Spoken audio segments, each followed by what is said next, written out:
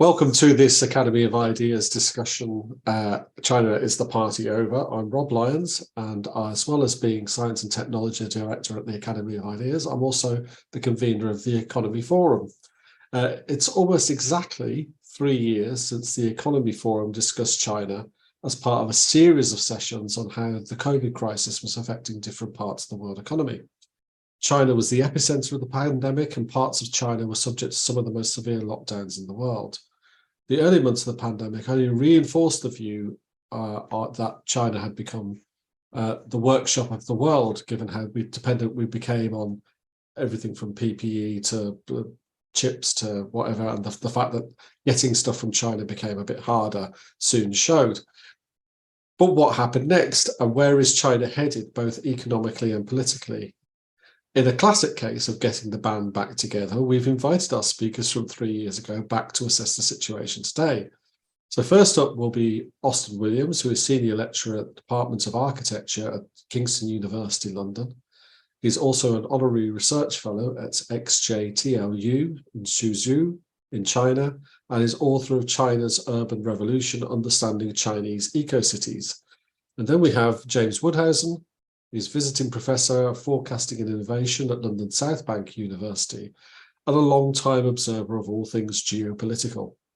I've asked the speakers to offer their thoughts for about 10 minutes each, and then it's over to you for your questions and comments. So I'm going to spotlight Austin. Hello, and off you go. Thanks very much. Thanks a lot. I'm unmuted, yes. So thanks a lot. Just, I'm probably going to romp through this, just take a look at a couple of trends in China that have happened over the last couple of years and more recently. I think I'm looking at more of the political and social conversation, and James will tackle the difficult economic and technical stuff. So I wanted to take a look, as Rob just mentioned, about the aftermath of COVID.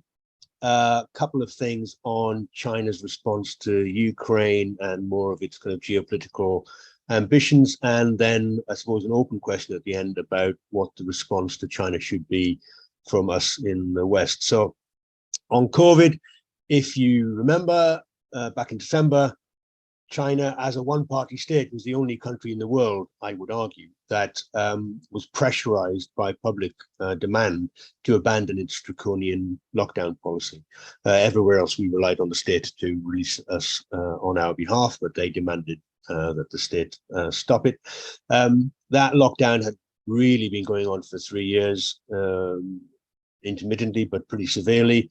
And the death toll is officially recorded now at 83,000, whereas there's a lot of academic research suggesting that it's probably in the region of 1.5 million, both of which undoubtedly are questionable, but you know, there's been a severe response. Like the UK, or like the rest of the world, I suppose, the response has been similar. A sense of relief that you know, they've all been released and they can lead a fairly normal life. With the excess deaths as a little bit of an unfortunate collateral damage. And since it was the people that actually demanded the ending of the lockdown, in some ways, President Xi comes across a lot better than Matt Hancock in this relationship, that, you know, people asked for it rather than it being handed to us. There has been an impact on the economy, which I think James might talk about. And one of those things is that 20% of young people today are unemployed. And there's a new campaign which has just been launched in China, arguing about sending unemployed youth back to the countryside. Very reminiscent about Mao's policy 40, 50 years ago. Excuse me. And a lot of people are obviously not responding to it very well, even though there are a couple of kind of party loyalists. But educated youth are generally resentful. They went to university to avoid manual labor, after all. But you know, Xi Jinping is saying that young people in China should have this spirit of rejuvenating the rural area. There's also an increased cynicism, again, similar policy, similar reaction to what's gone on in the West. But in China, there's a couple of movements, if you like. There's the lying flat movement, Tangping movement, which I wrote about in Unheard a couple of months ago, which is about people demonstrating that they can't be bothered to engage with social and political and general outside life. Life is pointless. there's been a lot of suicides in China of young people recently over and above what was normally the case in China. All that's compounded by a kind of a demographic problem in China, a predominantly elderly population. As a matter of fact, there was like a cynical response to suggest that Xi Jinping was happy to let the virus rip towards the end because it might alter the balance, kill off a few of the older people and maybe rebalance the equation with younger people. But I think that might be overstating it. Actually, you know, Deng Xiaoping's one-child policy from 1980, which was then rescinded in 2017, and now they have an encouragement of a three-child policy, want more children, because of this unbalance between young people and old people within China. And actually, last year, well, first of all, there's not a replacement birth rate going on within China. So last year, China's population shrank for the first time in many, many, many years. And coincidentally, India became the most populous nation. The United Nations has predicted, for what it's worth, that China's population could be half of what it is now by 2100. So 800 million rather than 1.4 billion. Anyway, that's that. Like I said, I'm going to rattle through the Ukraine. Last week, President Xi rang Zelensky for the first time since before the war started. And Xi issued a statement which says, let me read it out, as a permanent member of the United Nations Security Council and a responsible big country, we will neither watch the fire from across the river, nor pour oil on the fire, nor will we underhandedly take advantage of the opportunity for our own interest. That kind of sums up China's kind of pragmatic geopolitical position on most things, this idea of non-interference in the internal politics of other countries. While I think if anybody watching from afar, most people recognize that they interfere all over the bloody place. But as it happens, 2 weeks ago, China's ambassador to France questioned the legal status of Ukraine, as being not long ago a member of the Federation, the Russian Federation, and now being independent, but it didn't have longevity enough to call itself a sovereign state. But that kind of wolf warrior diplomacy, which really came to the fore when Xi Jinping was really heading for his third term, is not playing very well anymore. You know, that authority and arrogance of China's new place in the world actually seems to be creating a bit of a backlash. Partly because lots of Western economies are looking for new supply chains and they're slightly moving away from its total reliance on China.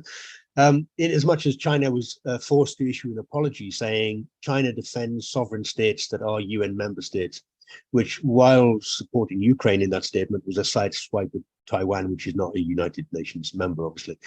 And we can talk about that at length if you want. China's there's kind of hardening concerns about China's role on the world stage, dividing opinion. Justin Trudeau said that the United States and Canada should be united against the quotes increasingly assertive China, while Macron famously just a couple of weeks ago said that it wouldn't come to the aid of Taiwan, which is what it's always promised in the past, and Germany then had to step in to rebalance that conversation. So it's this kind of fragmentation going on, which actually is suiting China, because those old alliances, if they can be just eaten away in some respects, and China looking for a more multipolar world, allowing non-interference, but China in a much more ascendant, dominant, authoritative position within that is really what they're after. So as the West retreats from its contact with China, with Russia, so China is stepping in.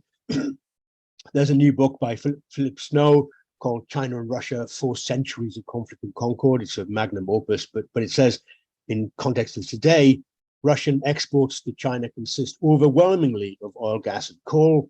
In 2021, energy supplies are reported to have accounted for $46 billion out of a total $70 billion worth of Russian exports to China.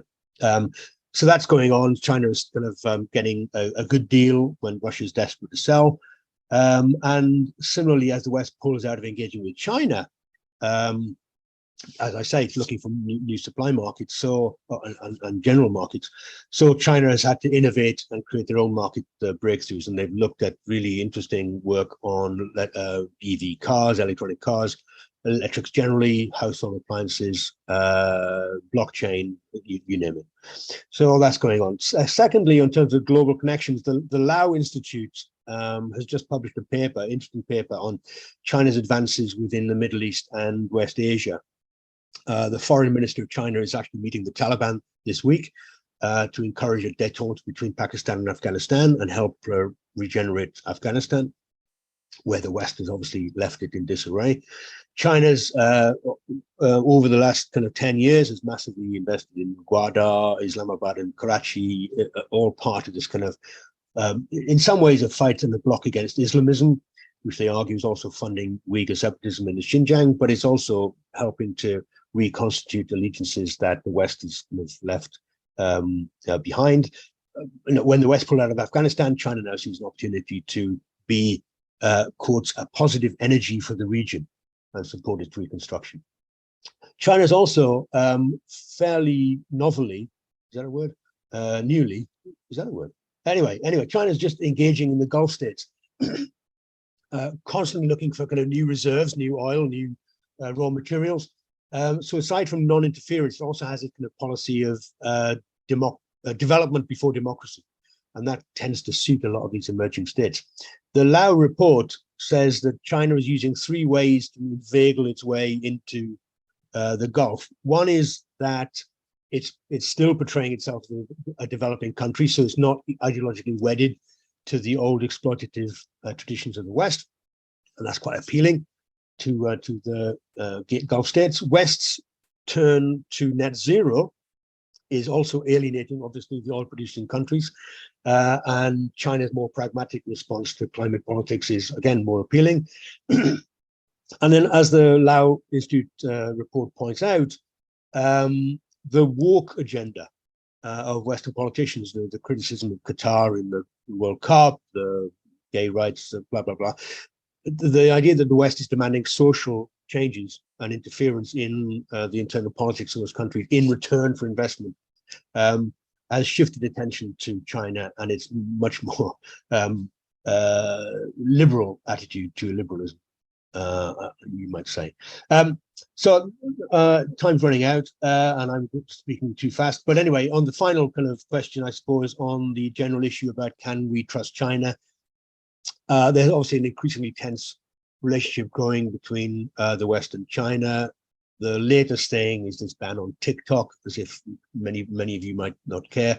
But TikTok's been banned from US government phones and from UK government phones and sensitive personnel.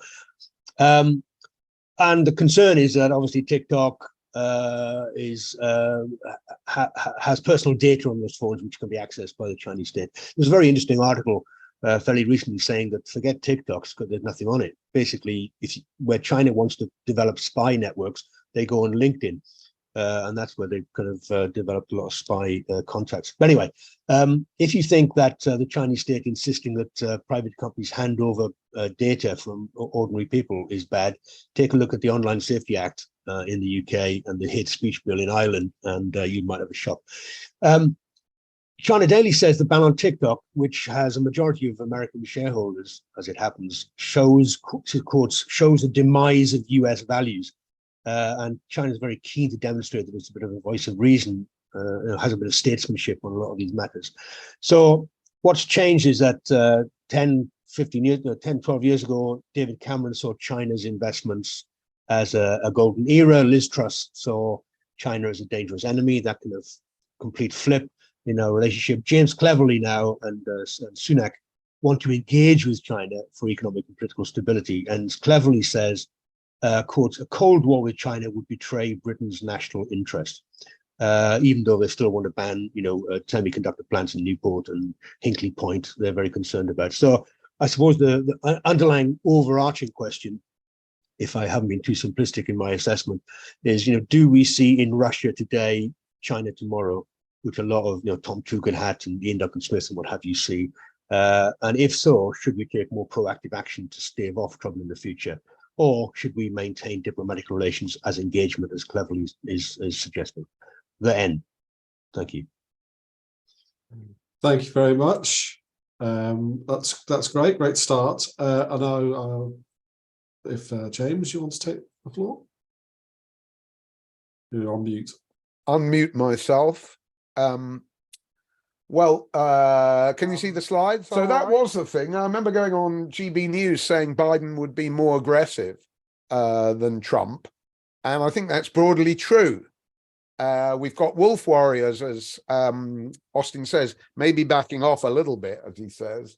But the Biden administration, I think, is more aggressive towards Xi Jinping than Trump ever was. So we're back to the famous Thucydides trap that we talked about last time, and that Phil Mullen is the expert on.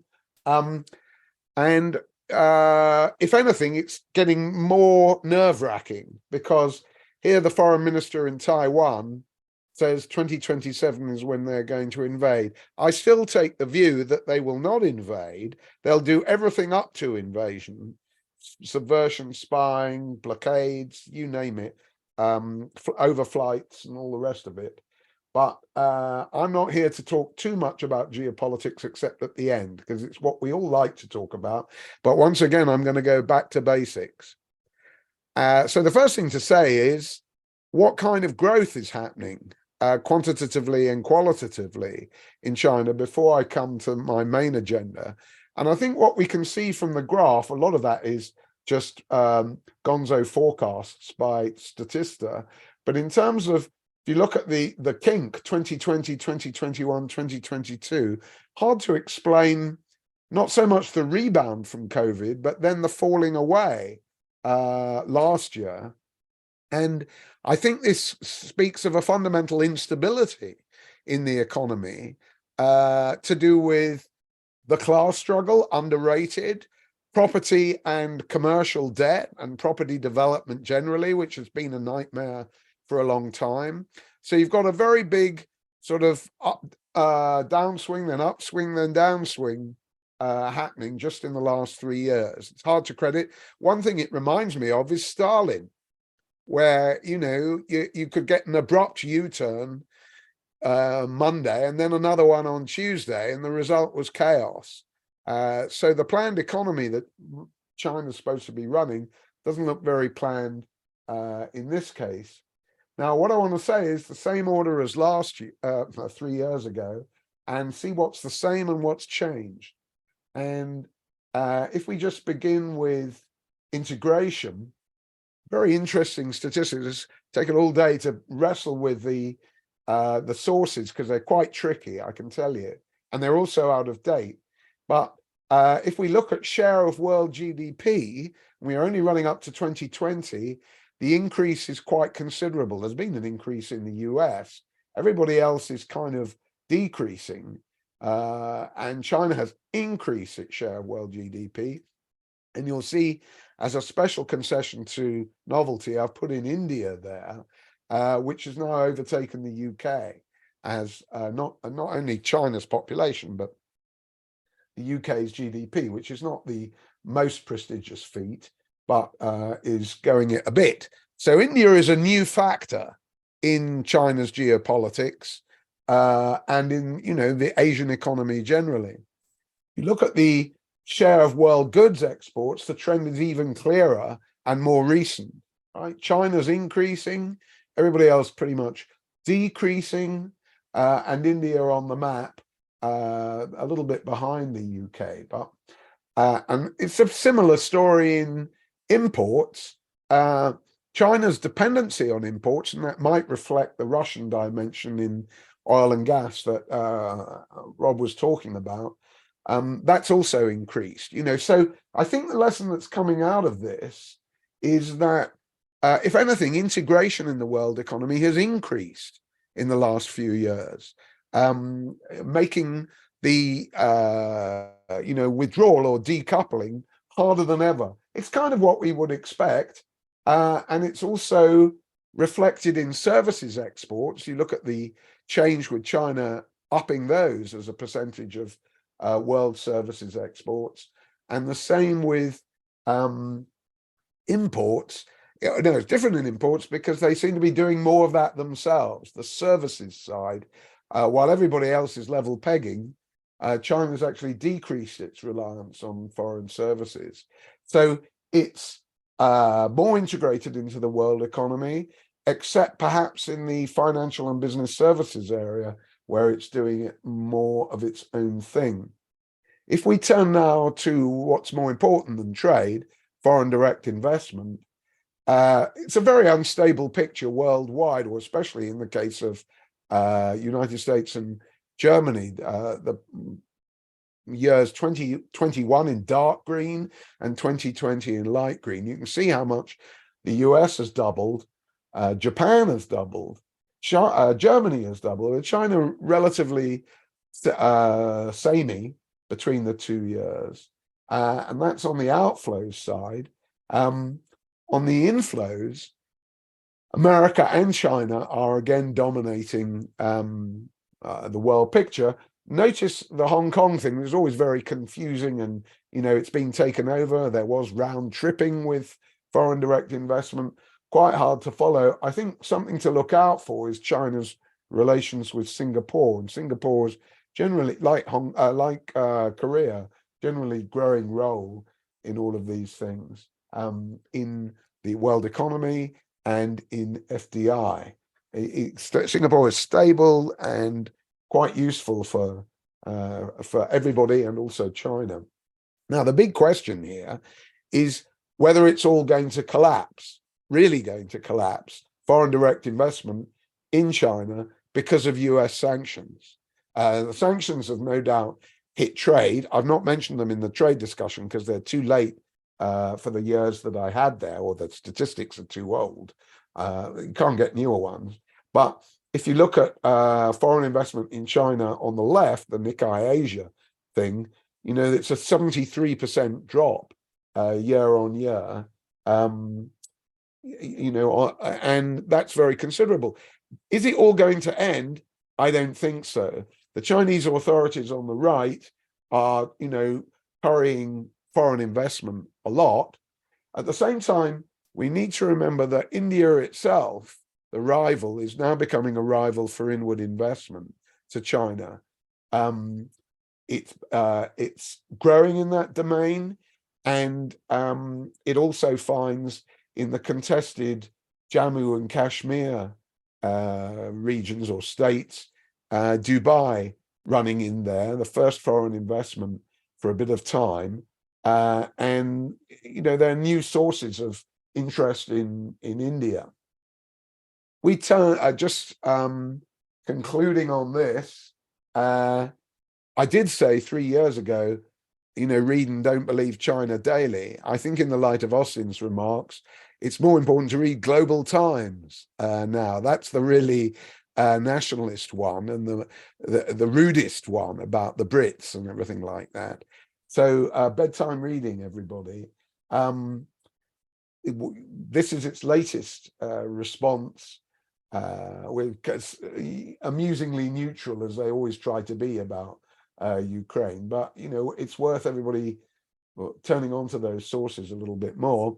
The issue here is, when we're looking at integration, is after we had concluded on Spike that you couldn't decouple, the economists came to the same conclusion some weeks later. But now the discussion is not so much decoupling, but de-risking. Everybody recognizes you can't decouple in a hurry. What they want is to get rid of the Hynix, or whatever those CCTV cameras are, and the TikToks and all of that, to de-risk foreign investment by China. And that's the way the discussions, when it first broke out, it was all about, we got to decouple. I think it's a bit more subtle now. What de-risking would consist of is anybody's guess. Turning now to internal markets, we did say, and it's an old economist EIU thing, that consumer private consumption, that's the top line there, which is not government consumption, but consumer consumption, that was on the rise, and that therefore the internal market had its own dynamism in China. I think that's true. And Austin knows that we have at our disposal these kinds of penetrations of durables in China. And certainly, although there's still an exodus from the countryside to the city, you can see there's great space for durables acquisition in the countryside. That's no longer dominant in the Chinese economy, but it's still a lot of people, and there's a lot of goods that China would like to sell there internally. If you take something like washing machines, hire, I didn't insert a slide, HAIER, a slide about them advertising on the London Tube, which I've got. But they're not just an exporter. Obviously, if you're going to extend washing machines to the countryside and dishwashers and so on, it's going to be higher in China. They can do all of that. So they are not all poor. They have a high penetration of durables. There's still a long way to go. They don't have a pension system that's much caught. They don't have an NHS system that's much caught, but they do have a thriving internal market, more than ever, more than 3 years ago. Now, quite a complex issue, ladies and gentlemen, is China and innovation. And a bit like that Chinese jaggy GDP chart that I showed, it's easy to rush to extremes. One thing that makes it difficult is the OECD doesn't have any figures past 2018 on research and development as a percentage of GDP. You can see Korea's up and away, Taiwan is up and away, United States also moving quite fast, probably defense there, and China not recorded, probably defense there, is my little joke. What is very clear is that in batteries, if you look at BYD, that's number 3 here. These are Korean hieroglyphics, by the way, which I'm unable to read. But you can see if you look at BYD, the 3 line that isn't in yellow, in 2021, it only had 8.7% of all the world's batteries for EVs. Now it's drawn level, BYD, with LG from Korea, and it's completely trashed Panasonic when it was losing to Panasonic. So when we come to EVs generally, it's very much the same picture. If you look at the red line there, that's the share of global exports. And the United States actually had a reasonable share. That's completely gone to China. The big question here is it a good thing? Because just today, it's only Britain, the second-hand market for EVs looks much, much hairier than people would like. Are they really the future? China's making them the future more than most. But you and I know that fossil fuels will be around for a long, long time, especially for the internal combustion engine. It might all work for China, but they're still going to be relying on a lot of Russian petrochemicals, no doubt of that. So I'm not sure they've made the right bet on that. I think Putin, in thinking he's going to up his share of world hydrocarbons, made the right bet, at least technologically, because we all know that EVs are not going to take over the world anytime soon. Where China's indubitably right is it now has more installations of robots than the rest of the world put together. That's quite something. In fact, that's new. It's not 2018 there. My mistake, it's 2021 from the sinisterly titled International Federation of Robots, or that's my joke anyway. So what's our take on all of this? Well, China's got great prowess in technology. It isn't all ripping off everybody else's technology. And The Economist here is far too self-satisfied in saying that it's gone nowhere, which is really what it's saying, disappointing self-reliance in technology. But if you look at The Economist figures, spent 2.7% of GDP on imported components for electronics, 2012. Now it's down to 2.6% in 2020. Well, over 8 years, that is, not bad given the explosion of the Chinese economy. They could have done more and cut it down, to 1%. But if you're growing at a very fast rate, very hard just to sort of slough off foreign chips and things like that. And the same with patent filings. The foreign share of international patents, the foreign share of Chinese patents has only risen from 4.8 to 5.9%, hardly really indicates, massive reliance on the West. So it's quite a nuanced picture, and The Economist rushes with its own stats too fast to sort of say, it's no good.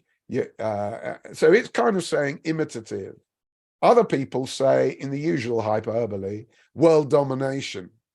In terms of robots, maybe AI, maybe quantum computing, certainly high-speed trains. They were going to build one from Panama to Costa Rica. There's nobody else who can do that. Uncle Sam can't do that. Can't build one from San Francisco to Los Angeles. So he's not going to build one in Latin America in a hurry. And in EVs, which are a bit questionable, and above all in critical raw materials, lithium, cobalt, rare earth, and so on, China really is the dominant force. There's no doubt of that. The EV question is a little open. And what's certainly not open, but very clear, is that it's got a real weakness, especially since US sanctions, in semiconductors. We'll come back to that in a second. Just to begin to conclude, the debt situation is important with China. Here, and Daniel corrected me 3 years ago, and I've gone straight to the US Treasury, you can see that in terms of the percentage of US Treasury securities that China has, it's about 11.6% there, if you look at that figure, against Japan's 14.9 as a percentage of that. So if you look at both countries, they've both been declining as they've been selling off, I believe, these Treasury securities. These are relatively very enormous numbers, but as a percentage of US debt, they're both around 5% US debt. But there has been less interest from both of the main players in Asia. Of course, there's the usual suspects playing around with US Treasury securities like Belgium, Luxembourg, and the Cayman Islands. If you look, that's the US debt situation. If you look at Bank for International Settlements, we look at the China debt, the household debt as a percentage of GDP, China there is relatively low. But if you look at the non-financial corporation debt, that's outside of financial services, but corporations, it's very high, one of the highest around. So that's a bit worrying for them. And I'm sorry. If you look at the other thing that's forgotten about all the time, if you take, NFCs, and they're borrowing from NBFIs, that's non-bank financial institutions. What are they exactly? That's a bit worrying, because there's all kinds of funny business going on there that nobody knows about. It's not called shadow banking for nothing. And then there's, of course, on top of that, there's public debt, which is at record high. So what we said 3 years ago is even more true today. It's very important to keep an eye on that debt. We can't say when a crisis will come, but it doesn't look good. Just to conclude, you've been very patient, everybody. On geopolitics, well, you can see how bored Xi Jinping looks there, because apparently he started yawning when he was being visited by Macron. And already that exposed differences between Macron and the EU. Austin mentioned, I think, them brokering the Middle East, China. What's often neglected is just how enthusiastic Lula in Brazil is about them. And then returning finally to Taiwan, a climax it must be. This is just one map, and it does by no means covers everything. All the islands, including two little islands roughly there that are owned by Taiwan, one beginning with P that I've forgotten, which is almost in mainland China. The Taiwan situation is the most nerve-wracking. It's made Japan come out more favorably towards Korea, Korea more favorably towards Japan, them both doing maneuvers with the United States. United States is in Philippines in a big way. That's the next country that's going to be involved publicly, geopolitically. And China's very nervous about that. And if we go beyond just the physical side, we need to remember that Taiwan is a big prize for China because it leads the world now in semiconductors, especially the sort that are bought by Apple and Nvidia. And indeed, if you look at those 5 nanometer semiconductors that it makes, those are the smallest around. It's now going to go to Arizona to make 3 nanometer ones, which use a lot less energy, can have a lot more components and so on. Where's it going to go? Well, it was going to spend 40 billion, if you please, Taiwan, in America, making a 3 nanometer plant in Arizona. But then America wanted more control over it, that plant, if it was going to give it a 15 billion subsidy. So instead, what's been happening is that if you go to the right-hand one, I've forgotten what the middle one was saying, but the right-hand one, Taiwan now saying, oh, well, look, we might go to Germany if you're going to be difficult with us. So there are plenty of bad relations across the Taiwan Strait, but it also appears that there's quite a lot of angst surrounding, where TSMC will go next. And it's well-founded angst because it's the top player everywhere and a big prize for China. That's the wider picture in Asia. So what do we do back at the office? Well, we need to know more about nanometers. We need to know more about Asia and the geography of the region and get those island names right and where they are. The wider picture, which I didn't include here, is what the bourgeoisie is saying is China about to establish, or already establishing, a new block of all the nasties, bar Lula, right? Not just Putin, but MBS in Saudi Arabia, and obviously Pakistan, as Rob mentioned, and with Lula. They're trying to get into gold more. They're trying to trade in yuan more. It may not become the world's dominant currency anytime soon, but is that block of neutrals on Ukraine, including all the Africans, or a lot of them, South Africa most prominently, is that going to be subject to the same fissions as the Western alliance is, which is quite hard to call given the consolidation of NATO and yet the differences between France and Germany?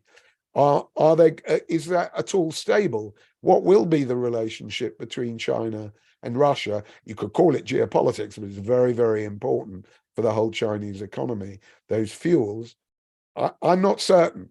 I wouldn't care to cast the tensions on the West as 8 out of 10 and those in the Chinese bloc as 6 out of 10. I don't know how to call it, but it's certainly something, without all their Cold War prejudices, leaving them beside and their desire to recreate the Cold War, the West is certainly talking more about, this unholy alliance. What does it mean for us? We need to discuss diplomacy, de-risking, and all of that, but do it our way and not rush to extremes of cutting them off like Ian Duncan Smith, or cozying up to them like Emmanuel Macron. Right, thank you. Do you want to stop sharing screen? Sorry. But that's fine. It's all very well to talk about technology, but no, how do I do that? Yeah, I'll stop it. Stop share. Great. Brilliant. Thank you very much indeed. Right. So, okay, there was a lot of material covered in all of that. You can have the show, it's all available with the URLs. Okay, thank you. So has anybody got any questions or points? I mean, a few things that jumped to my mind was just a little bit more information about the sanctions. So we know all about sanctions on Russia, but what sanctions are being applied to America? And as you say, what's the balance in terms of sanctions affecting China's place in the world versus the development of rivals like India as well? Well, that's one thing that just I didn't know very much about. So a bit more detail on that. But Peter, what's your point? If you want to unmute. Mute. Yeah, a couple of questions. To what extent do you see globalization continues, but the manufacturing that goes on in China shifts to places like Vietnam? Is that happening to any significant extent? And the other question, the other thing about Taiwan, and I'm sure we can't. It's difficult to discuss whether China actually will invade Taiwan. But if China does invade Taiwan, what do you see the effects? Global meltdown, or will it be less significant than that? Okay, brilliant. Thank you. Any other questions or points? Yeah, Michael? I have to find you. Yeah, sorry. Okay. Yes, this is kind of thinking about the way that China was characterized in the sort of globalization phase. In which to share the prejudices that that China had considerable sources of dynamism given the rate of urbanization and the kind of and the growth of the economy, and generally the kind of everything that the state control of investment in infrastructure and all of that kind of rapid developments and the scale of the country and all of those things. But in that period, it was presented that China had, that there were some real limiting factors on the scope for China to to secure some of the advantages that were available to the West, namely that, essentially not being capitalist, but the idea that not being a democratic country, and thereby not having the kind of freedoms that a middle class would expect, not having the kind of cultures that the competitor cities have, and all of those things, would stand as limitations. And then, in my mind, that kind of gets paralleled with the idea that, well, look, China's really good at copying, but it's not very good at innovation, for example. And yet you've told us that, that actually innovation, that they've succeeded in expanding their share of innovation internationally, if I've understood you properly. And you've also said that that China is extending its exports of services, and it seems to me that both of those speak to the idea that that some of the limitations that you might imagine by these, by China not being capitalist, might not be the the limitations that we might imagine just from a from a kind of reading it ideologically. So I wonder how you see that. Okay, great. There's some good points being made in the chat. Do feel free to put your hand up and make them on sort of live, because it's always better for the video. Alex Standish. Thank you, Rob. And thank you for Austin and James. My reading maybe is on economy is a little bit behind, but one of the reasons I joined tonight. But obviously a year ago, with the invasion of Ukraine, we were seeing many articles about the end of globalization, and it certainly felt like a period was coming to an end. And obviously we've got globalization as an ideology, as an outlook, and we've got the economy. But just your comment about integration in the world economy has increased. Could you elaborate on that, please? Because obviously, superficially from the news, it feels like things are going the other way. That obviously there's been some decoupling from Russia. So I imagine it's it depends on which parts of the economy you're looking at. But can you clarify that comment, please? Okay, great. Daniel. Yeah, I've got one question and one point. I mean, shamefully, I've not looked at the internal Chinese economy for a year and a half now, so that have a very vague idea of what's going on. But one discussion I remember that was being had was about the so-called Hoku system. So in other words, the idea that in China, obviously it's a massive country, massive labour market, and you're meant to be registered within China evidently to a particular region. So it's a kind of system of internal passports. And there was a discussion about reforming that as part of the development of the Chinese economy. So I wondered if Austin or James had any news on that. Is it happening? If it is happening, how important is it? In relation to geopolitics, I've been reading about it, but not from a Chinese perspective. So obviously different countries have different perspectives on this whole question. And I think quickly, the key thing is that even if China did nothing at all, it would shake things up because of all the other things that are happening, like with the Ukraine and Russia and everything, and America having its own problems. So even without any kind of proactive action by China, it would kind of shake up international relations.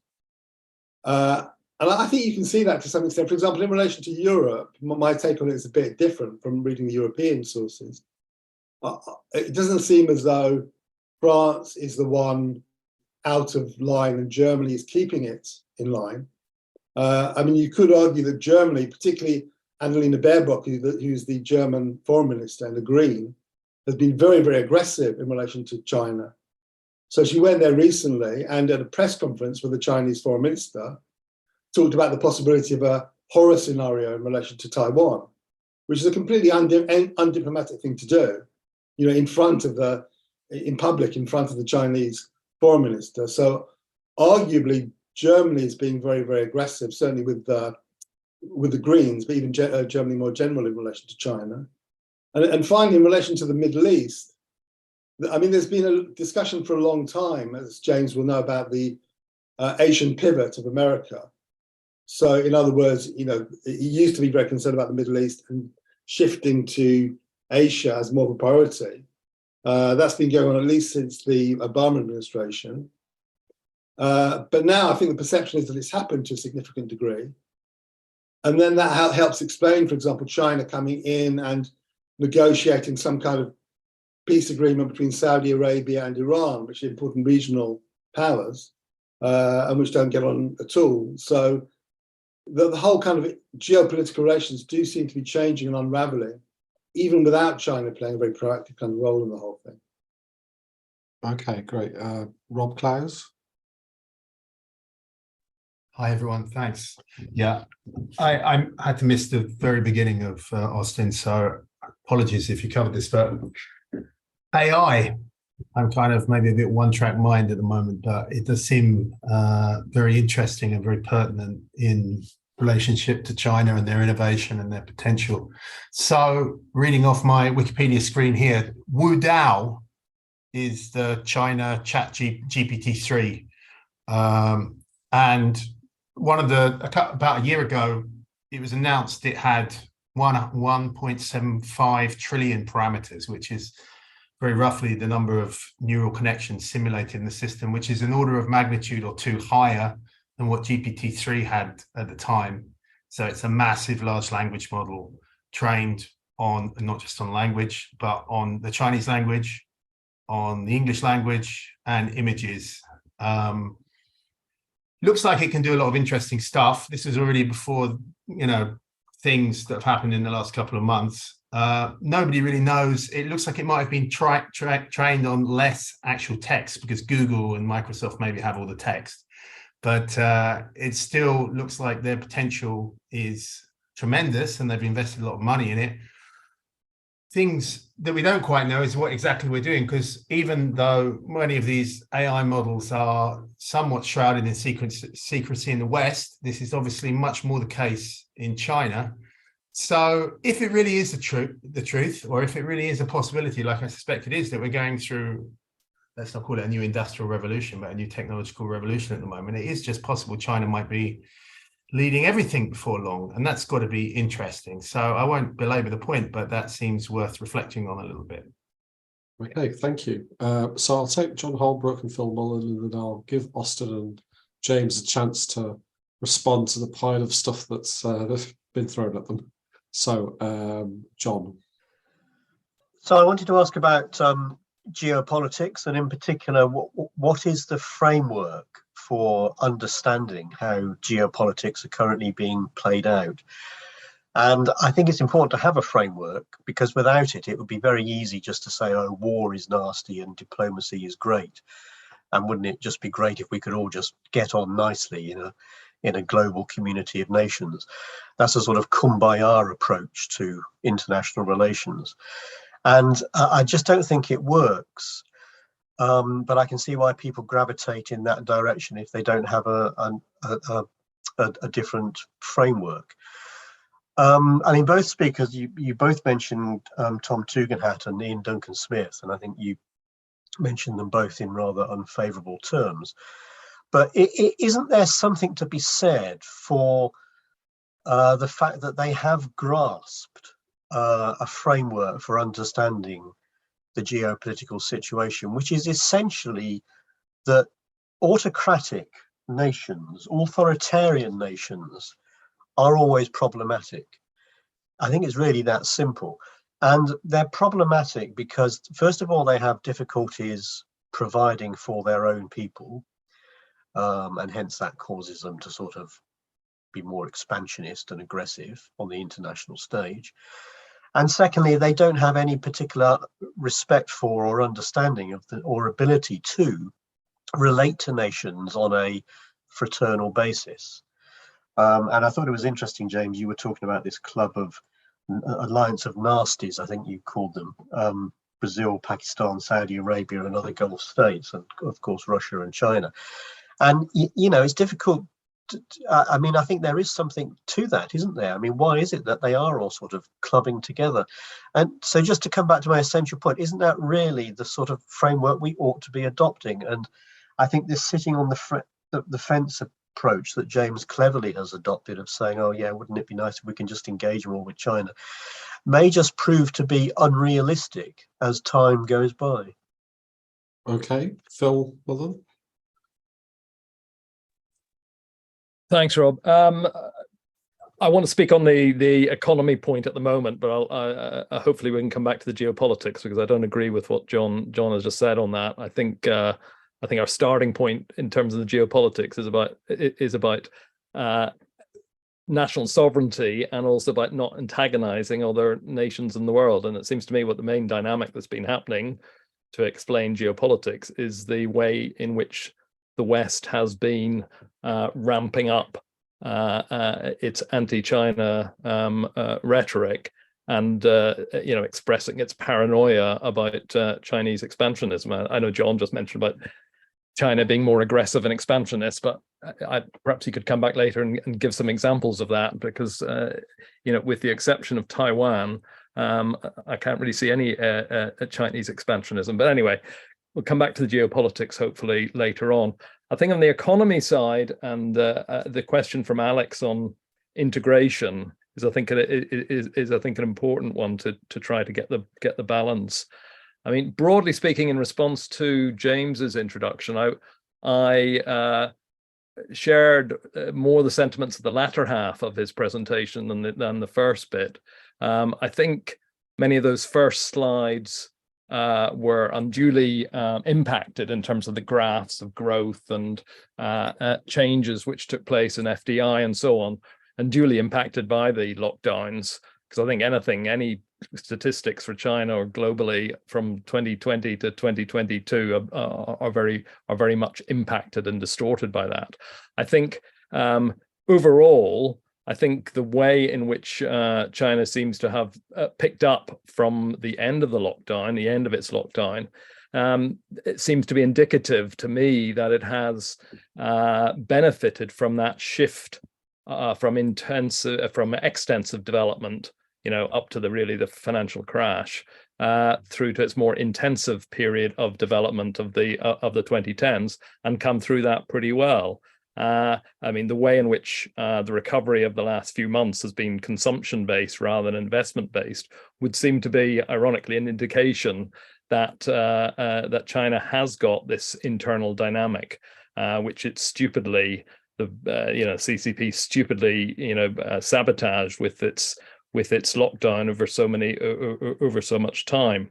So I think the dynamic of growth is probably a little bit more positive than perhaps you indicated, James. However, I very much agree with you and agree with also what Robert just said, that there does seem to be very clear evidence that China is ahead of the West in many areas of innovation, or at least on a par. I mean, it's quite struck by what you said, James, when you said, well, one shouldn't see it dominating things, but if you look at AI, if you look at quantum computing, if you look at electric vehicles, if you look at robotics, it does seem to be in the dominant position, and those are clearly the important technologies of the future. So I do think, and this relates perhaps to what Mick was saying also, in terms of this idea, the old idea that China was just a copier and a thief of Western technologies. It does seem that they have, over the course of the last 15 years, developed a certain internal momentum, both in terms of the development of its economy, but also in terms of its innovative capabilities. So I'd be a bit more sanguine that. Specifically on the integration question, I think some of those charts that James used were more indicative, not so much of greater integration, but of the greater size of China in the world economy. If you're looking at its share of world exports, its share of world imports, and so on, I think actually one of the features of China's economic development has been a lesser dependence on the rest of the world. That's not to say it's not integrated with the world, but it has become less dependent on that export-led model of the past. And I was struck by seeing that if you look at Chinese exports relative to GDP, it's about half the level of the world average. I think it's around about 20% of GDP, which is far below many advanced economies.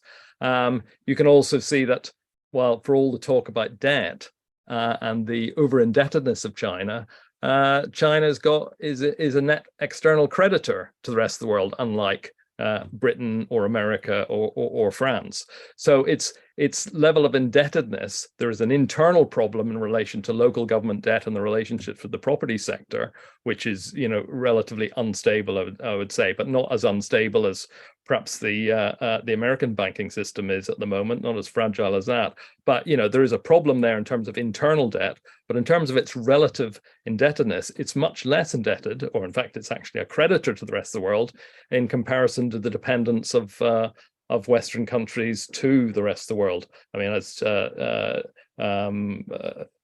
James's chart showing that there's still about 900 billion of ownership, about 900 billion of American government debt by China. That's the relationship which exists. It's a dependence of the West on China, much less than the other way around.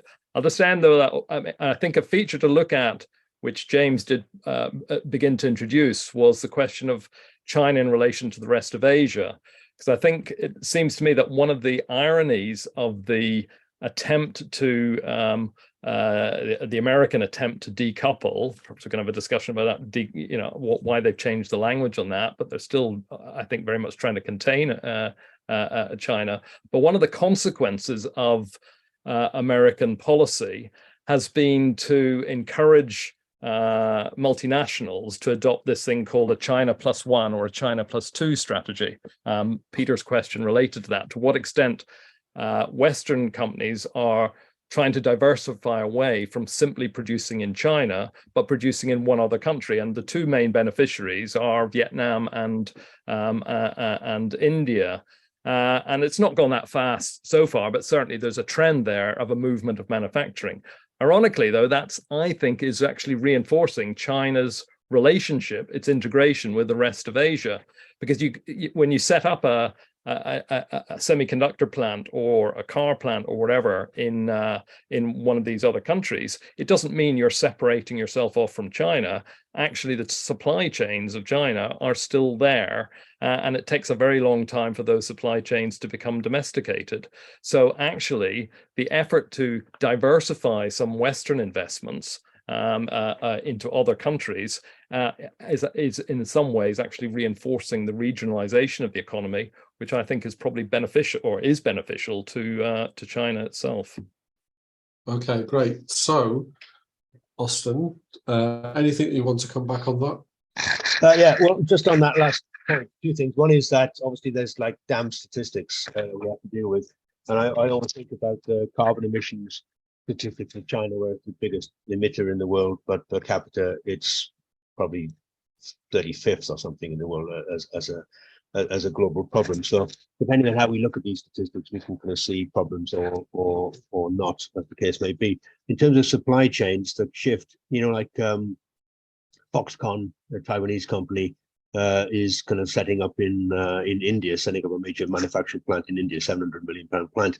And Taiwan is now talking about having these two supply chain networks. One is a red and one is a non-red. One is a pro-China, through China, maintaining those links. They can't, completely get rid of that connection to China, but at the same time, it wants to have more safeguards, given the fact that 3-year lockdown in China was pretty intense and destroyed a lot of Taiwanese companies, let alone Chinese. So I think, there's definitely something going on, and I think that China itself is actually kind of actively engaging in that. One of the things which has happened in Hong Kong, which I think is quite interesting, I mean, apart from the fact that it's business as usual in some respects, but they're locking up more people day by day, is the fact that after COVID, in a similar way to the West, that idea about not wanting to travel to Hong Kong to buy goods that you couldn't get in China, partly because now you can get them in China, and because of tax breaks, they're not that more expensive than you would get in Hong Kong. And secondly, why would you bother with the hassle of actually getting there if you can get them in Xiamen or whatever, Dajing or something. So a lot of more people are staying locally within China, and therefore there is that opening of a new market for consumer products, even in the more remote regions of China, who would normally have had to kind of go to the big city to get it. I'm being very speedy because I can barely remember what I said, let alone what the questions were. But there's the hukou question, I think, is interesting in as much of the internal passport system. It's been reformed. I mean, it's been around for 50 years. It's been reformed, 50 times. As China's developed and as they've become more needy for people to travel and to work and have more reasons to go to the city. Now that there's a bit of a shift against the city, China is going to be implementing in a much more faster pace. But what's actually interesting is that because there's been such an explosion of transport within China, China has more high-speed rail network than every country in the world put together, and it's been built in the last 15 years. Rather than like 150 years in UK. That means that, there's such a thing as a commuter now in China. You can live outside the city, and more people are doing it for quality of life purposes.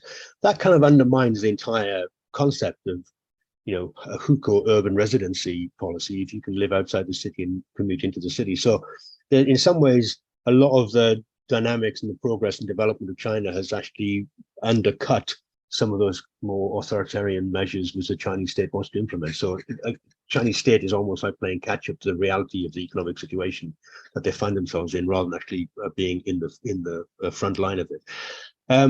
In terms of me having to go at Tom Tugendhat, that's because I think he's a prat. I mean, it's a bit like citing German Greens in some kind of favorable manner.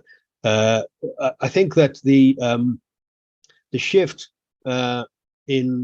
first of all, just again, I think what Phil said about antagonizing, being responsible citizens in a democratic situation, that we don't antagonize.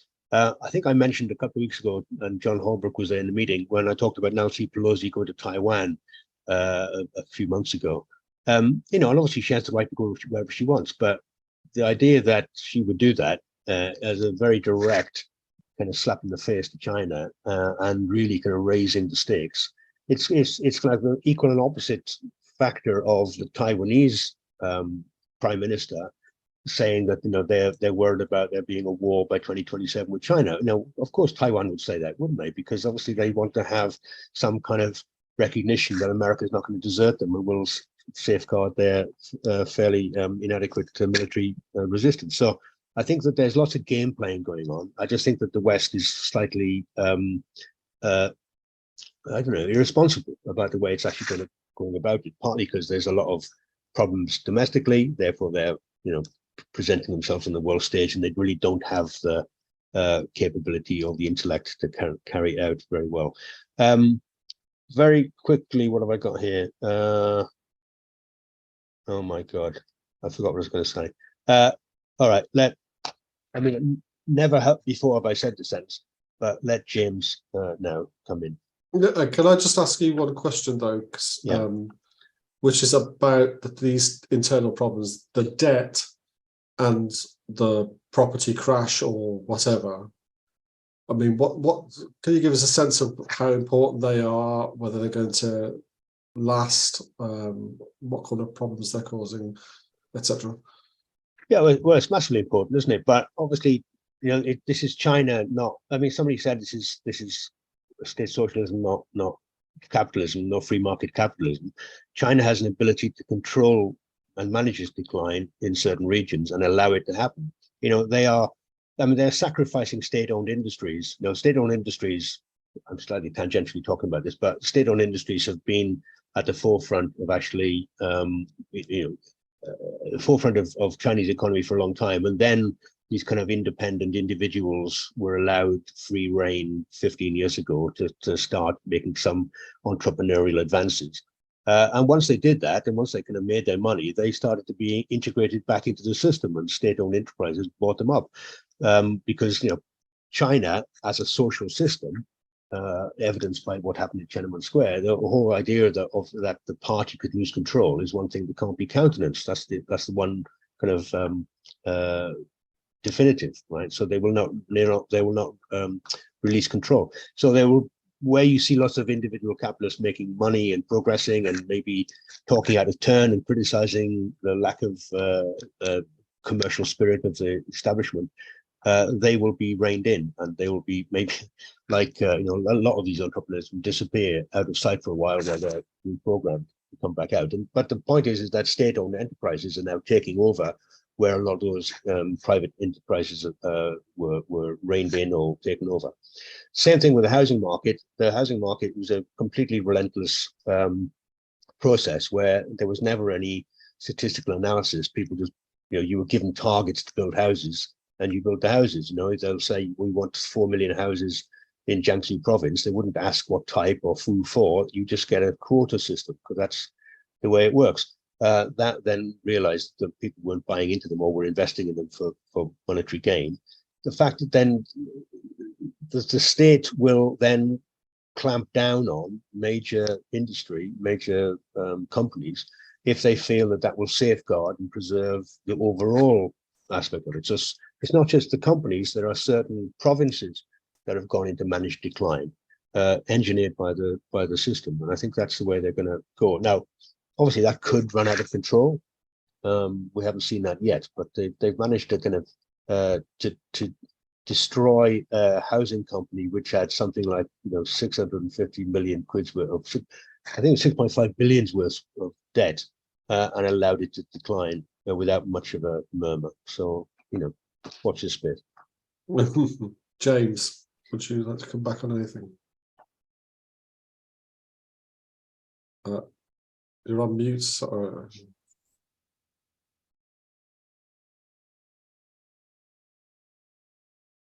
Yeah. Sanctions. TikTok has been mentioned. Chips. Chip making. The machines that make the chips, and that's where TSMC is so strong. Other kinds of sanctions I don't know so much about, but those are the striking ones, semiconductors and so on. I've got to apologize to the group because it's ironic that I'm running a temperature, and I quoted all of those COVID-stricken statistics in the front bit, as Phil pointed out, and I should have remembered about COVID. So maybe those statistics aren't at all reliable because of the upset that China went through. I guess we should, what next time, in 3 years' time, we'll trace it from 2018 through to 2024 or something, and then have a better kind of trend data. My mistake, another mistake, is to imagine that everybody was on board with what I thought we'd understood, but one mustn't jump the gun, that China left behind imitation, export-led growth, and labor-intensive, extensive growth based on labor a long time ago. As Phil said, intensive development of the internal market and of technology succeeded the crash. So that's a bit in reply to Mick and Alex. We in reviewing Austin's book, it's a nod in John's direction. I coined the phrase authoritarian dynamism of China.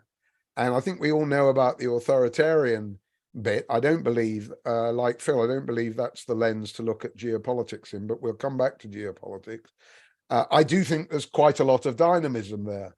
It's very uneven in different sectors, just as Austin was saying, in different parts of the geography of China.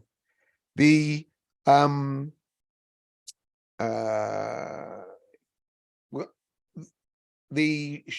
increase in Chinese services exports is probably to do with a greater involvement, until very recently, in the Belt and Road Initiative, where they're doing more stuff in Africa and everywhere and financing all of that.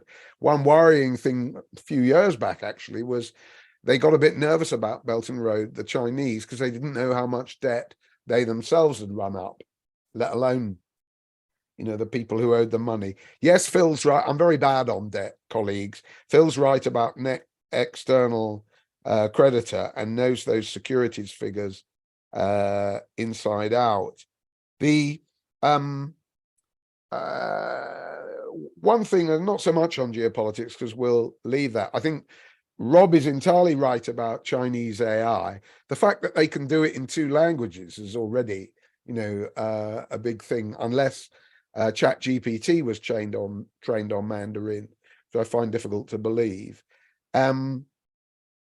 So they are doing very well on that front. I would like people to come back on the EVs question, because it's a really major mistake that they might have made on all of that. And if they haven't, we've got to explain why they are going to succeed in a way that I don't think the West is going to, even with Biden's Inflation Reduction Act. Just on not geopolitics, but foreign direct investment. The shift out of China to Vietnam and India that Phil talks about, I think he had the balance right. In fact, as he will know, Vietnam's been talked about as a sort of low-wage alternative to China for nearly 20 years now, and it's really not happening.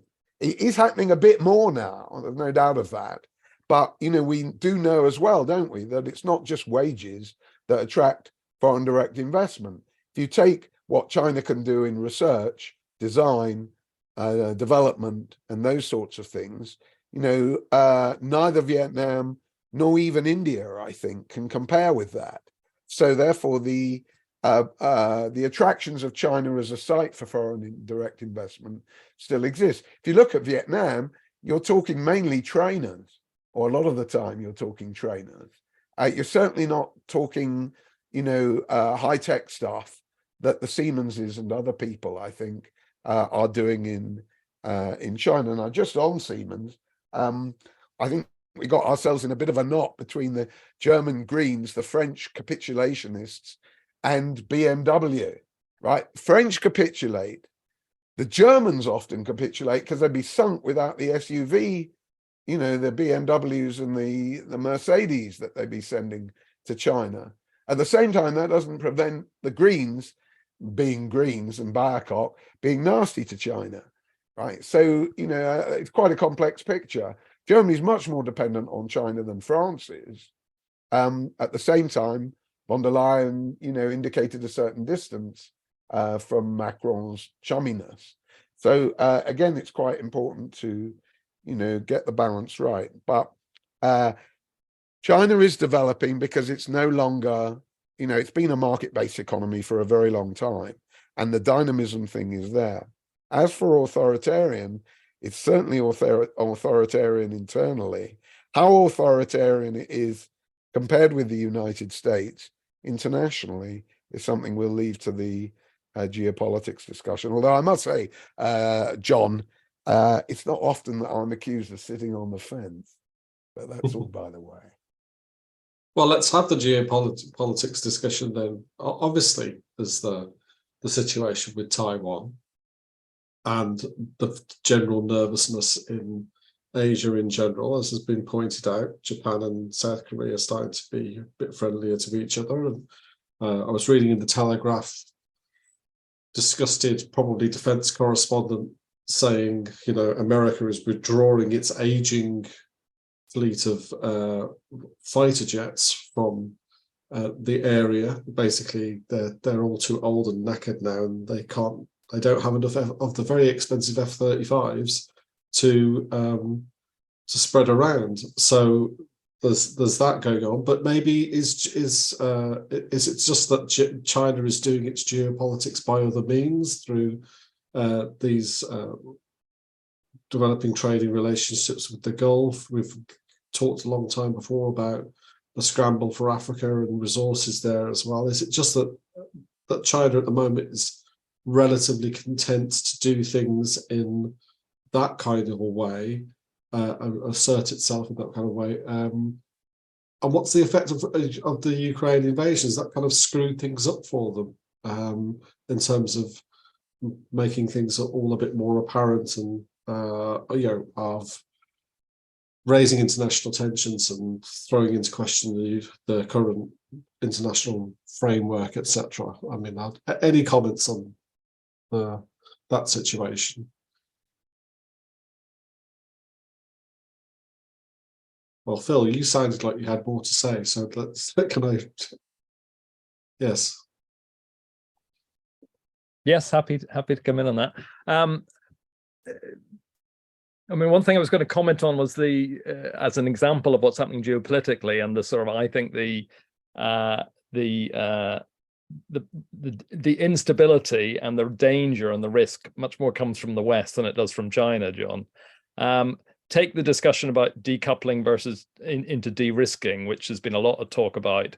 There's been a couple of important speeches from Jake Sullivan, the National Security Advisor to Biden, and by Janet Yellen, the Treasury Secretary, both of which in the last couple of weeks have motivated what was, I think, wrongly interpreted as a sort of softening of the American perspective on China, when they said, we can't decouple, decoupling is damaging. We're going to very explicitly named von der Leyen and agreed with her that the strategy should be de-risking. James made the point, it's very unclear what de-risking means. Well, in the language of Sullivan and Yellen, and I've had a look at their speeches, it is, I think, motivated by two factors. One is the reality, and I think James already made this point, just a recognition of reality that China is not the Soviet Union. China is already incredibly integrated into the world economy. Whether it's getting more integrated or less is, we'll leave that for another day. But it is incredibly integrated already, and it is very, very difficult to decouple. And there's a growing chasm between, what Biden's was saying in his first couple of years about decoupling and pursuing that very aggressive stance and that very hardline stance, with the reality of what Western business and American business was doing. I mean, a very good case study, if you look at Apple, where Apple still, I think, produces about 90% of its hardware, or is assembled in China. It has opened up plants in India, or is trying to. It, I think, is doing the same in Vietnam as well. But it's moving very, very slowly, because you can't simply, in the course of a couple of years, overturn 20 years, whether for Apple or others, of creating these supply chains in China and creating a whole network and a whole system which is based upon China being both a production base and increasingly a market for its goods. So there's a recognition reality that decoupling as a term is just not happening. I think there's also a recognition, which I think takes us more to the geopolitics, a recognition by America that even though it's done well out of the Ukraine war, in that it has been able to sort of in some ways re-legitimize itself as a world leader, and it's given a rationale for NATO and so on, but that applies within the West, or within what we would regard as the West, but not necessarily in the rest of the world, which I think we need to give more attention to. And I think in that respect, I think it was what you were saying, Austin, that even if China doesn't do much to destabilize things, it is having more of an influence elsewhere. It is gaining from the West's problems. So I think the Western decline and the Western sense of not being in control, and the sense of that's losing authority in other parts of the world, I think is one of the reasons why it's slightly tempered its language in relation to China, because it can't get everybody else on board on that. It can't get the Europeans on board. It can't even get the Koreans on board. I think there's something in the paper today, or perhaps James or Austin can correct me, but there's now talk about America giving another 1 year's waiver to Korean companies to continue to export semiconductor equipment into China, because Korea is saying, our companies are going to be stuffed if we can't carry on there. We're already there. If a machine breaks down in our Chinese plant, what the hell are we supposed to do? Just pack up shop? Of course we can't. So, and the Americans realize that reality. So they realize that they can't present themselves as they would have done 30 years ago and just told everyone they had to follow their line. They now are dependent on others to be able to retain their influence. So I think that problem within the West, I think, helps explain the sort of what is a fairly chaotic fragmentation elsewhere. I mean, just to finish with an example today, I don't know if you saw in the papers today that somewhere I visited recently, Goa, there's a Shanghai Cooperation Organization foreign ministers meeting taking place today in Goa, which brings together lots of people who are, you would think would be on opposite sides. I mean, it's brought together China's, foreign minister with India, and they're obviously, have had their own tensions. It's brought Pakistan in there. It's brought Russia is in there at the moment. So this is, India presenting itself as the temporary chair, or the, as a rolling chairmanship of the Shanghai Cooperation Organization. And they're setting up for a summit to take place, I think, in July in India, which again, India will be leading it, but China will be there, because obviously China runs the Shanghai Cooperation Organization. So there are all these things happening outside the West, but indicating that other players, not just China, but India and others, are becoming more influential in the world. And I think that's the world in which we need to contextualize the geopolitical changes and fragmentation which is going on. Okay, great, thank you. Nico. A couple of questions or points. James mentioned that China was, in terms of value chains and moving production and so on, had strengths in essentially research and development and creativity. And there's certainly been a narrative in China about moving from being the workshop of the world, the factory of the world, to being, a leader in creativity and innovation and so on. And I wonder what observations James has, particularly on how successful China's being in that respect, and it sort of relates to the question of freedom in a way. People might remember 30 years ago arguments that South Africa needed to democratize in order, because you can't develop a modern economy without freedom and democracy. And is there some limit to China's potential growth or potential for progress without democratizing in some way? I know lots of people have argued that we can't look at China following a similar path to liberal democracy that Western countries did. Secondly, James picks up on the, China's not just copying the West, claim made of Japan for 30 years until about 1990 or so. But it's not copying in a way. It's doing a lot of things that the West has done better. But if you look at the history of the British economy, Britain pioneered the factory system and the steam engine and many other, paradigm shifts, for want of a better term. The US pioneered the assembly line, standardization, the automobile, the computer, the internet, and so on. Would we expect China to create a new paradigm, to be able to invent and take a lead on an entire new general purpose technology, for want of a better term? And finally, one for Austin, perhaps, in terms of the development of countries' soft power. I know it's a very hackneyed term and somewhat derided by Janan Ganesh in the FT recently, but China has very limited soft power. And is that going to be an inhibition to its ability to kind of move to the next stage, the highest stage of economic development? Okay, thank you. I'll bring Rob in and then I'll ask the speakers for their final thoughts. So, Rob.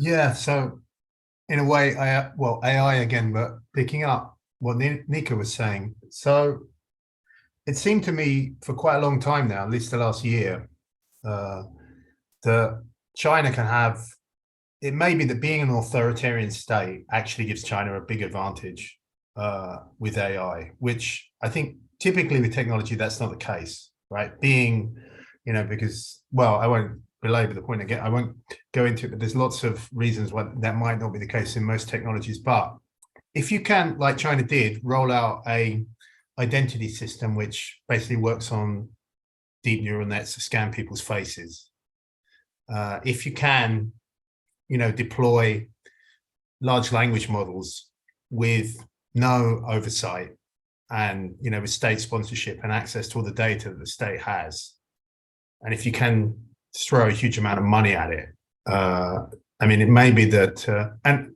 so that could be, quite interesting. I have to say quite worrying, actually, because also obviously there are links between AI and authoritarianism, and people have thought about this almost, you could argue, as far back as George Orwell.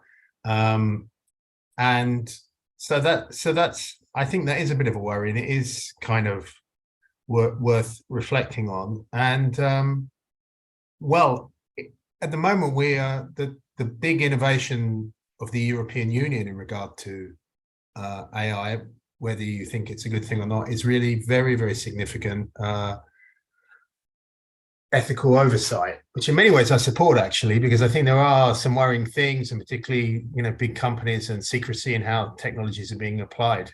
But China doesn't really have to do any of that kind of stuff. So if we are going through a technological revolution again, and it is somewhat general, it's worth thinking about. This might be one of the core things which is going to be happening in the next few years, and China could be playing a big part in it.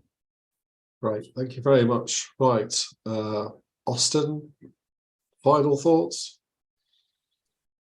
I'm on that last point. I thought I was the only person in present company who was quite supportive of Elon Musk's desire for a moratorium on AI, because obviously these things can go a little bit haywire, and we are in a global economy rather than just talking about what's going on in America. There was China's been doing some interesting and terrible things in terms of genetic engineering in the secrecy of their own backyards, and I think it's that China's just decided the last couple of weeks that they're more interested in they're blocking Bitcoin, but they're interested in blockchain, because obviously one may allow subversion from the state's intervention. Bitcoin, people can do their own thing, whereas blockchain is much more something that can be adapted to make sure that they can monitor and secure information from ordinary citizens. So I think that there is something about AI which is fascinating and all the rest of it, but there does need to be some kind of ethical overview of it. Although what that means in terms of kind of global perspectives and global intervention and interference is to be discussed. I think the other thing about creativity, I remember Alan Hudson once saying that, you know, China will be truly a creative economy when they have their own Elvis Presley. And I still hold to that as a very useful assessment. And let me tell you, they just listen to K-pop. They don't have anything interesting in China for musically. Don't shoot me down on that view. But the point I always make about China is that, you know, once you get into creativity itself should spark autonomous, innovative thinking. And obviously, if you're a one-party state which relies on party authority against individuals rising up and challenging that state authority, then those two things come into terrible conflict. And so China tends to, you know, let out the line to allow people to be creative. And then once that creativity starts to challenge the very system which gives it vent, it reins it back in again. So they have this kind of stop-start thing, which is hardly really genuinely creative. And I think that's a real problem for China. Notwithstanding what's been said already, that there are some interesting things going on. The final thing I wanted to say in terms of, since we talk, geopolitics seems to be a dirty word, I don't know, but the way that geopolitics seems to manifest itself today is through environmentalism, you know, politics by other means. And I think that China's got an interesting situation that, you know, it's been the pariah for the last 50 years in terms of, or longer, because of environmental criticism about pollution and smog and the use of kind of fossil fuels and what have you. And yet, since the West has kind of set down the ground rules, COP26, 27 ground rules, you know, Paris Accords and what have you, about what it means to be a global player. First of all, China has had to buy into that. If it wants to have Western investment, it has to kind of clean up its act. If it wants to have foreign companies come and stay and managers live in Shanghai, you can't live in a polluted, smog-filled city. So it's had to clean up its act on the ground. But also, it's kind of, you know, it's the big, as we all know, biggest player in solar panels, the biggest manufacturer of photovoltaics and all the rest of it. So actually, it's beating the West in its own game. So, you know, whereas 10 years ago, the West could really chastise Chinese industry and say, well, you know, you're a lesser and you're a bit player, you're not going to let you into our club. China is now actually running a lot of the discussions on environmentalism, you know, from its urban developments through to its kind of manufacturing processes and all the rest of it. I think it's a really, really interesting turnaround. I mean, I don't agree with any of the environmental criteria, but, you know, when you found out that China was actually selling much cheaper solar panels into the European Union market, it was the German Greens who actually stopped the sale because it would undermine the Western market. Now, if you think that, you know, you want to save the planet, you might have thought that cheaper goods might be a better way forward than expensive ones. But obviously, it's a protectionist kind of scenario, because China seems, you know, has the power, has the magnitude to be able to distort those markets even abroad. So I think that that's one to watch, that the environmental critique, which seems to be what the West is actually in the driving seat over, they're losing control of that as well. And a lot of that shifting into a broader discussion in China. Great. Thanks. Thank you very much, James. Final thoughts? We're overrun slightly, so. Well, do you want me not to talk? That might be. No. Just a few brief. After all these. Bon mots. Well, just on Austin's point, I mean, he's quite right. You know, I think the West still makes the point, you're building an X amount of coal-fired polluters every week. You know, that I don't know that that's dropped off. Maybe it has. But one thing to remember to bolster Austin is, not that he needs that, is that, you know, the Chinese government pretty much invented or officialized the circular economy back in the 2000s, I think it is. So, you know, they pioneered it at an official level while it was still bubbling under, just with, you know, greens in her shirts and so on. So, you know, they certainly see it as an aspect of soft power, I think. And somebody made the point, maybe it was Nico, that they've got limited soft power. It's true that the dreaded Confucius Institutes are being, you know, stalked by HMG, but I think China's soft power is pretty big, actually, myself, you know, looking at Lula and all of these people. Chinese creativity can be overdone. I think Austin was right that, you know, the authoritarian regime does limit it. At the same time, there is some dynamism there, as I'm sure he agrees. So starting and then stopping, they do both. It's not all stoppage. I wish it was, because then we'd have a very simple, you know, we don't like those bastards, they're no good anyway. You know, lack of democracy means no technology. But, you know, I think Rob made a very interesting point, which is if you're really doing math stuff, then the state, whether it's pure capitalist with some Stalinist background like China, it's not a bad place to do that, because even Jeff Bezos couldn't probably put all the, you know, the Chinese faces together. And he's nearly a state, but he couldn't do it. He couldn't do it like they're doing it in Beijing.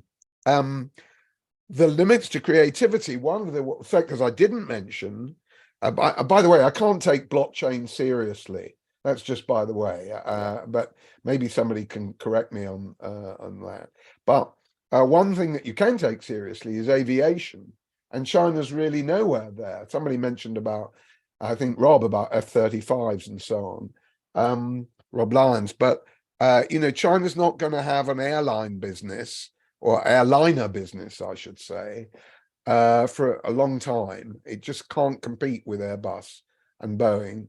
So, you know, it's a very patchy situation. Now, just to conclude on geopolitics, as I said, I agree with John that, you know, John Holbrook, that China is authoritarian, especially towards the working class. And that's the point, really, because apart from Phil's framework, since John asked for a framework, I think the disintegration of the West, most obvious through Afghanistan, and the we couldn't be bothered of the British Foreign Office, the evacuation of Kabul, is the driving force for American expansionism and building bases in the Philippines and all of that. Having said that, China is pretty aggressive around island building, funny business in Australia and elsewhere. You know, there is some expansionism by China. I don't believe, if you look at defense expenditure, for example, that it in any way amounts to what America can do and is doing. So I think you know, it is something, the Chinese thing is to be watched. Now, what's my framework, apart from Phil's sort of contemporary framework? Well, it will upset John, but, you know, one of the things I thought was important to geopolitics was state-to-state relations. So, you know, kumbaya, I've never known an insult like it. You know, naked state-to-state aggression, you know, is on the order of the day. You know, there's no kumbaya anywhere, and there, you know, even the World Health Organization is now falling apart, if you're following that. So I think state-to-state is important, but we're not just bourgeois.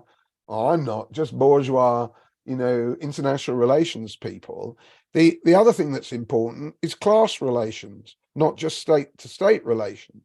And if you look at Korea or you look at China, there's no doubt, even Japan, that partly what's prompting them to do what they're doing, as in the States, is domestic instability, the desire to gain popular support, and all of that. And same with Russia. So the general analytical framework, which isn't topical like Phil's about Kabul and so on, but is, you know, world historic, I think, or certainly in the 20th century, 21st century, is to take into account what's always neglected in China, or in analysis about China, which is the internal domestic relations, which are making things quite difficult for them. Much more dissent than is often imagined. Okay, brilliant. Thank you very much. Now it's time for the always Awkward. Round of applause for our speakers. Well, that was strong. Oh, can't hear anything. Yes, that is the downside of Zoom only allowing sort of one audio channel at a time or something. It's just ruin the round of applause. Anyway, thank you very much, Austin and James, and all of you for your thoughts. We put these events on free. If you can give us a wee donation at academyofideas.org.uk/support, that would be gratefully appreciated. Otherwise, thank you and good evening. Thanks a lot. Bye-bye.